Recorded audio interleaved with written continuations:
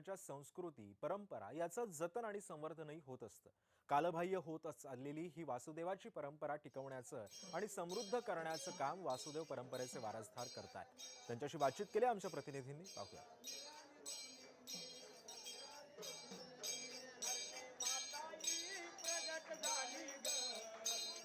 जय हरी विठ्ठल। मी आता निरेच्या काठावरती आहे आणि तुम्हालाच माहिती आहे की आज निरास्नान या ठिकाणी पार पडलेलं आहे।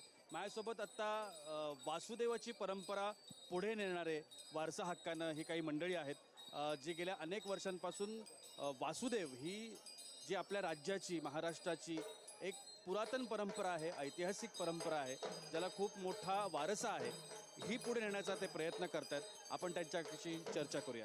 स्वागत आहे तुमचं जय महाराष्ट्रमध्ये। तुमचं नाव सांगा, तुम्ही कुठून आलात आणि ही परंपरा पुढे नेण्यासाठी म्हणून तुम्ही आता काय करता? अशोक मारुती जाधव, औंढा नागनाथ, जिल्हा हिंगोली। वासुदेव परंपराचीच आहे आमची। जात मग दादा पिढ्या आजोबा सगळी जिंदगीच गेली याची आमच्या। किती वर्षांपासून? जवळजवळ 7 पिढ्या तुम्ही हे करता? 7 पिढ्या झाल्या।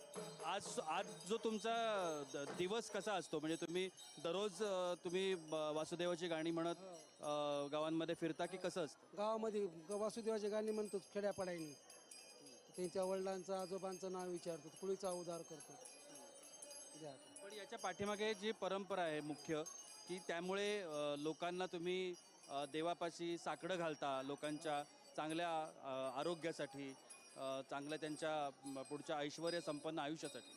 हा ना, सगळं वासुदेव समाज जागृत समाज आहे। वासुदेव ही जागृत समाज आहे आणि समाज जनजागृती करण्याचं काम पण तुम्ही केलं।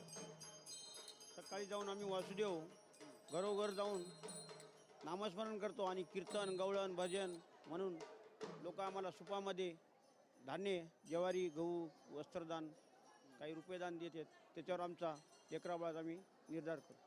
नक्की, चला आता आपण वासुदेवांची जी गाणी आहेत ती आपण ऐकूया।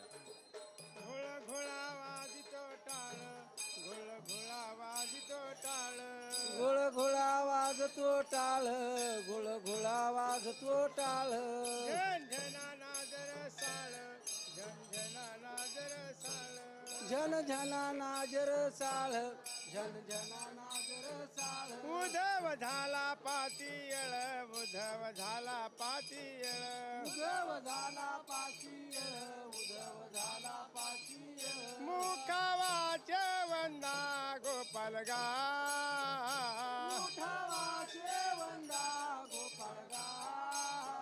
कैसा वासुदेव बोलते बोल, कैसा वासुदेव बोलते बोल।